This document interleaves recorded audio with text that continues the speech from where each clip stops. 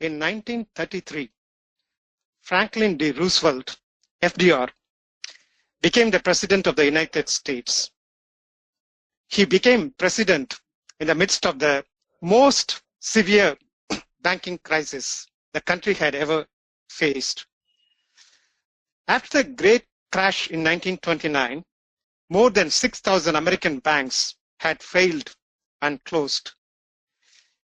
Every day, millions of Americans were lining up at the remaining banks to withdraw their savings before their banks also became bankrupt. During the previous 3 years, every economic policy initiative thought to be relevant had been applied, but failed to stem collapse of the system. FDR had studied the principles of economics at Harvard. He knew that those principles of economics were inadequate to stem the crisis. He understood that the collapse of the system was the result of subjective factors that could not be addressed at the institutional or policy level. So, FDR addressed the American people on radio. He explained to them that all the objective factors that had made America prosperous were still present. The objective factors such as the rich natural resources, hardworking people, huge industrial infrastructure, and continental markets were all still present. FDR told them that the real problem was not with any objective factor. The problem was with the subjective factor. It was their own loss of self-confidence and faith in America. He appealed to their courage and national pride.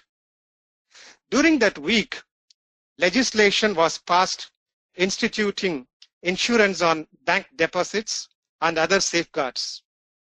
FDR asked people to return to their banks on the following Monday and redeposit their money. Once again, long lines grew in front of the banks. But this time, most of the people had come to redeposit their money. The problem was solved. America was not saved by the objective factors. The subjective factors saved the country. The reality of the subjective dimension in economics can clearly be seen in this case. We are living in a world full of conceptual systems created by mind. Different types of economic systems, political organizations, religions, philosophies, and scientific theories are all examples of conceptual systems, or paradigms created by mind. A paradigm or a conceptual framework or a conceptual system is a distinct set of mental concepts or thought patterns, including theories, research methods, principles, and standards for what constitutes legitimate contribution to the field. We think in the forms of thoughts, ideas, concepts, and facts. Organization of the facts and coordination of them generate thoughts. Organization of the thoughts and coordination of them generate ideas. Organization of the ideas and coordination of them generate conceptual system. A conceptual system contains both subjective and objective elements. It is founded not only on external objective facts, but also on subjective factors such as conscious and subconscious values, perspectives, and rules that process the external facts. In FDR's example, rich natural resources, hard-working people, and man-made industrial infrastructures are the objective factors in the economic system. Faith, trust, confidence, and courage of the people are the subjective factors in the economic system. Both are needed for a successful system. However, in many conceptual systems, Only the objective factors are taken into account, as the policymakers did before FDR was elected. Every conceptual system has the laudable aim, admirable aspiration to construct a system that would put man in touch with the perfect reality. But being a product of mind, the system is limited by its own elements, characteristics, faculties, and properties. What happens when the elements of a conceptual system are taken for granted as true? For example, Newton said that the absolute time and space are independent aspects of objective reality. His concepts of absolute time and space provided a theoretical foundation for Newtonian mechanics. Later, his idea was challenged by other scientists. When Rodolfo said many still use Newtonian methods, I believe he was referring to the situations where scientific assumptions are taken to be true. In many cases, mind mistakes the system or just an aspect of or an effect of the system for reality itself. For example, stock market bull run in 1929 was mistaken for a booming economy. The decision to withdraw deposits from bank was mistaken by American people for wise financial decision, which was actually leading the country towards disaster. The thought economic growth means prosperity is a good example of a limited truth mistaken for reality. Today, we have growth combined with increasing inequality and environmental problems. They undermine the current living standards and future potential standards of millions or maybe billions of people. Growth resulting from speculation may be a formula for future disaster, as in 1929 and in 2008. The modern world is influenced by modern science.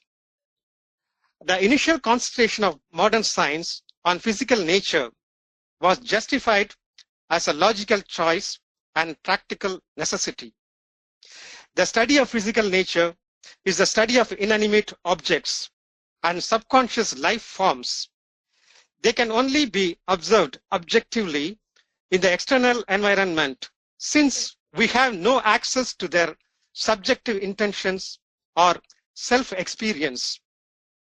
The scientist positioned himself as an objective witness standing outside of nature rather than as an involved participant in the world he observes. Gradually, the notion of objectivity as the study of external objects merged with the different notion of objectivity as the absence of distorting personal preferences. The two different notions of objectivity came to be regarded as one and the same thing. This led eventually to the philosophical premise that reality consists solely of objects that can be studied objectively, and by extension that all subjective phenomena are secondary results of external causes. The word subjectivity also has two meanings, which have gradually become conjoined. Subjectivity is the psychological field of conscious human experience that is not directly accessible to external observation. Only its behavioral expressions can be observed by others. This is the first meaning. Subjectivity is also used to mean subjective factors contributed by the observer, such as preconceived notions, traditional beliefs, and superstitions prevalent at that time. In its quest for impartial knowledge of physical objects in the world around, the modern science naturally sought to eliminate this distorting influence. So the idea of subjectivity as the psychological experience of a conscious individual came to be regarded as an unscientific and unacceptable form of evidence. The modern science seeks to discover the truth by the exclusive study of physical factors that can be observed by physical senses and measured by material instruments.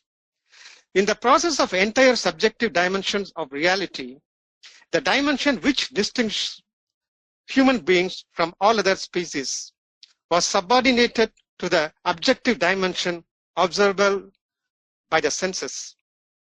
Eventually, it resulted in philosophical, scientific, social, and economic efforts to reduce all non-physical phenomena solely to the physical causes. The hesitation to accept the subjective factors along with the objective factors is a limitation to any system. The failure of the policy makers before FDR can be attributed to their rejection of subjective elements. The old saying that I will believe it when I see it acquired the status of scientific dogma, even when applied to aspects of reality beyond the reach of the senses.